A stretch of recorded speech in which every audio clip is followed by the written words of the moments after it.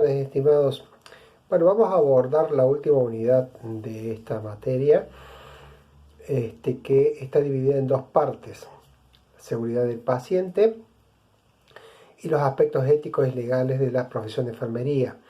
Están estratégicamente colocados al final porque es como, digamos, como hacer un cierre de lo que va a ser nuestra profesión de ahora en más.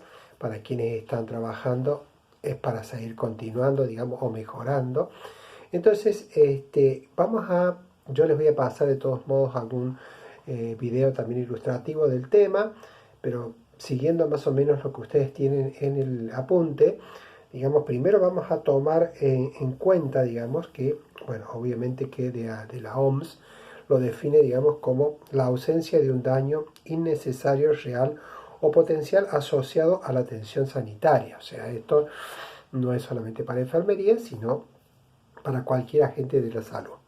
Entonces, a ustedes les dice, por ejemplo, también que la seguridad del paciente es un objetivo de las ciencias de la salud que enfatiza en el registro, análisis y prevención de los eventos adversos. O sea, eso es lo que a donde apunta, digamos, ¿no? La seguridad del paciente. ¿Qué implica la seguridad del paciente? Esto los leo textual porque no quiero errar nada. Un esfuerzo complejo que abarca una amplia gama de acciones dirigidas hacia la mejora del desempeño. Promover la seguridad y controlar los riesgos ambientales, incluido el control de las infecciones. El uso de medicamentos, la seguridad de los equipos de la práctica clínica y del entorno en el que se presta la atención sanitaria. Algo más sobre la seguridad del paciente: es un principio fundamental de la atención sanitaria, que hay un cierto grado de peligrosidad inherente a cada paso del proceso de la atención de salud. Y empieza a hablar de los eventos adversos. Entonces, primero hablamos de distintos tópicos que vamos a tener en cuenta, como es, por ejemplo, acerca del error o el accidente. ¿Cómo definiríamos el error? Me dice a ustedes acá: como un acto de equivocación u omisión en la práctica de los profesionales sanitarios que puede contribuir a que ocurra un suceso adverso. Entonces, les habla de que les explica lo que es un evento adverso, ¿no es cierto? Que puede ser lesión, daño, que pueden ser, los daños pueden ser inevitables. Entonces, y después tenemos también el cuasi error, ¿no es cierto? O sea, lo que le digamos que por poquito no fue un error. Y acá les dice a ustedes casos en los que el daño para el paciente ha sido evitado por poco. O sea, supongamos, yo les comentaba alguna vez cuando vimos la parte de las insulinas, que cuando me tocó hacer acompañar la práctica hospitalaria, uno de los chicos había cargado 60 unidades de insulina en vez de 6 unidades. Y si eso hubiese ocurrido realmente, la administración iba a ser un error gravísimo que iba a comprometer la vida de ese paciente. Al detectar de que esa insulina estaba mal cargada, había sido mal interpretada, digamos, la indicación médica, fue un cuasi error, ¿no es cierto? Se pudo salvar por poco. En el caso mío me di cuenta de que era un error, lo que se estaba cometiendo, entonces se solucionó antes de que se hiciera el procedimiento, ¿no es cierto? O sea, ese es el cuasi error. Sucesos que en otras circunstancias podrían haberse tenido graves consecuencias. Ahí les explica. Acontecimientos peligrosos que no han producido daños personales, pero sí materiales y que sirven de alerta por la posibilidad de que ocurran efectos adversos. Materiales en este caso, por ejemplo, de la insulina, bueno, volvemos al frasco lo que se cargó de más, porque estamos en un circuito estéril. Pero a veces hay medicaciones que están preparadas y que no correspondían y hay que desecharlas, ¿no? Entonces, bueno, esas cosas hay que tenerlas en cuenta. En relación a la autonomía del paciente, les dice la capacidad de decisión del paciente en el contexto de su relación con el médico, ¿no? El enfermero no es un simple objeto de la manipulación por parte del médico, sino parte constitutiva de una relación terapéutica en la que debe participar como persona y sujeto moral. Esto yo se los vengo diciendo desde el comienzo de año, Nosotros no somos una persona, digamos, que colabora, digamos, haciendo solamente lo que indica el médico, sino que también podemos posicionarnos desde nuestro conocimiento, desde nuestro aprendizaje a lo largo de nuestra carrera, en poder discutir, de buena manera obviamente, poniendo nuestros puntos de vista ante determinados procedimientos, digamos, que estén indicados por el médico. Entonces, ¿cuáles son los delitos más frecuentes? La mala praxis, que ustedes ya saben de esto, la iatrogenia, la impericia, la negligencia y la imprudencia. Cuando hablamos de mala praxis, bien clarito está, deficiente práctica clínica que ha ocasionado un daño al paciente.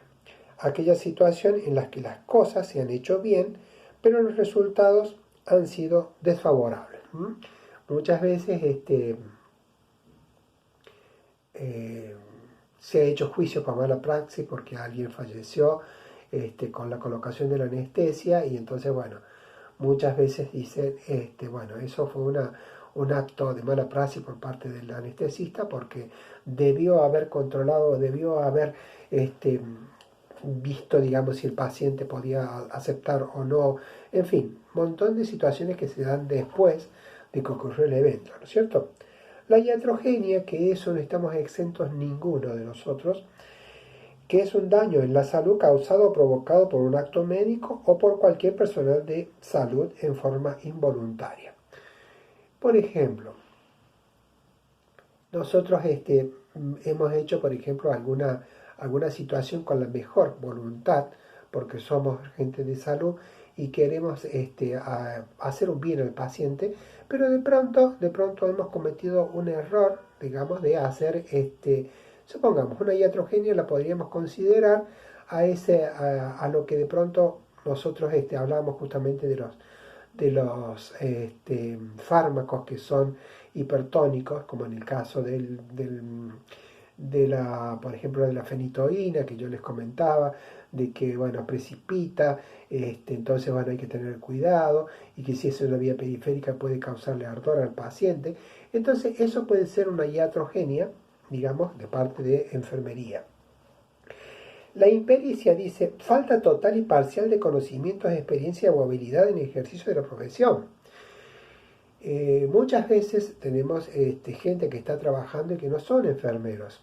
Tienen sus años de prácticas porque estuvieron haciendo, qué sé yo, personal de limpieza y después lo fueron pasando porque, bueno, veía que les gustaba la enfermería y empezaron a aprender a colocar inyecciones porque había alguno que les enseñaba y teníamos, digamos, lo que hoy denominamos personas empíricas que ya en la actualidad, digamos, no existen, pero bueno, teníamos, digamos, personas que estaban trabajando, hacían el trabajo de enfermería y que no tenían estudios sobre lo mismo.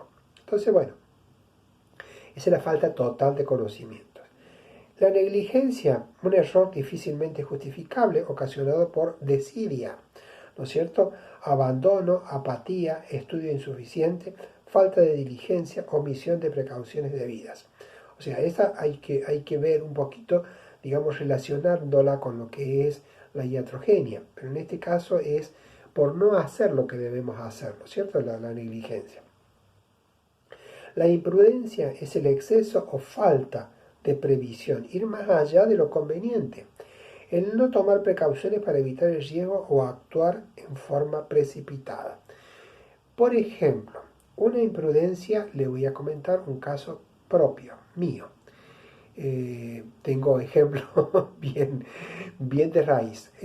Una imprudencia, por ejemplo, yo estaba trabajando en el hospital italiano y venía un paciente de cirugía. Ese paciente estaba medicado, tenía indicado en la hoja de indicaciones médicas, tenía indicado heparina cada 8 horas. Entonces, ¿qué hago? Por el exceso, digamos, de querer hacer las cosas rápido y cumplir con todo, yo le hago a ese paciente, por ejemplo, llegó a las 2 de la tarde, supongamos, no me recuerdo bien el horario, y a las 4 tenía él, o ella, no me acuerdo, tenía la inyección de heparina, que saben ustedes que es para la profilaxis de la trombosis venosa. El paciente venía de cirugía, pero eso obviamente uno lo analiza después. por el furor de querer hacer toda la medicación, yo le hice heparina a las 4. Y por suerte no pasó nada en ese paciente. Pero podría haber ocurrido, digamos, algo grave, que el paciente hubiese tenido una hemorragia porque yo le había colocado la heparina. Entonces, cuando les habla de la imprudencia, es el exceso o falta de previsión, que eso sería, ¿ves? Ir más allá de lo conveniente, el no tomar precauciones para evitar un riesgo o actuar en forma precipitada. Eso sería, digamos, el concepto real de lo que a mí me pasó y que les puede pasar a cualquiera.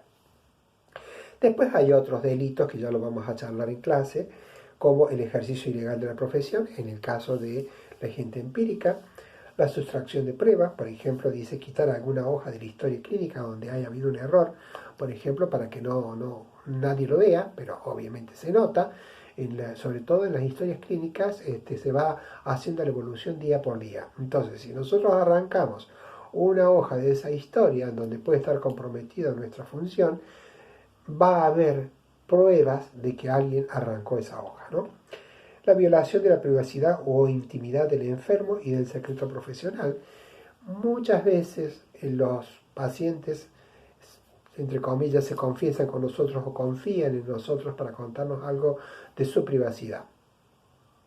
Nosotros podemos compartir con nuestro colega cuando se trata de algo que puede ir en desmedro de su salud, pero si es una relación o una confidencialidad del paciente hacia nosotros, que es muy privada de él, que no tiene nada que ver con su tratamiento, es algo que debemos guardar.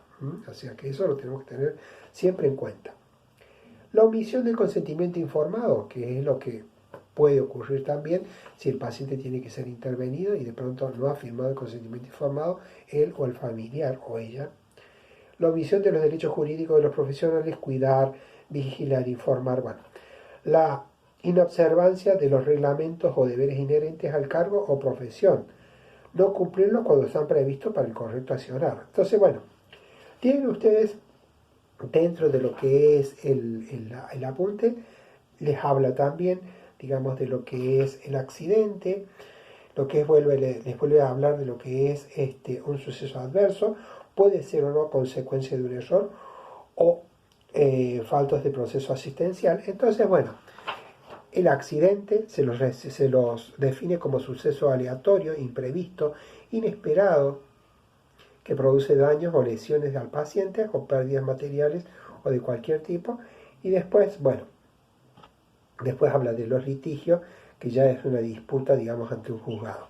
Bien, esto es un poco así a nivel general lo que es la seguridad del paciente. Ustedes, dentro del video, que me pareció muy completo, lo busqué y realmente me encantó, van a ver que están mucho más ilustrados desde el punto de vista de la preparación de la medicación y todo eso. Entonces, bueno, y también, digamos, de todo lo que es también el checklist que tiene que hacerse, que por suerte se está haciendo en las instituciones hospitalarias cuando el paciente va a ser intervenido en la cirugía. Entonces, bueno, ustedes van a ver que se constata que el paciente, que tiene que estar identificado, que tiene que estar bien escrito, digamos, qué es la parte que va a ser operada, supongamos en el caso de una pierna, que ha habido errores gravísimos en ese sentido, que se operó o que se abrió, se empezó a intervenir quirúrgicamente una pierna que no era la que correspondía.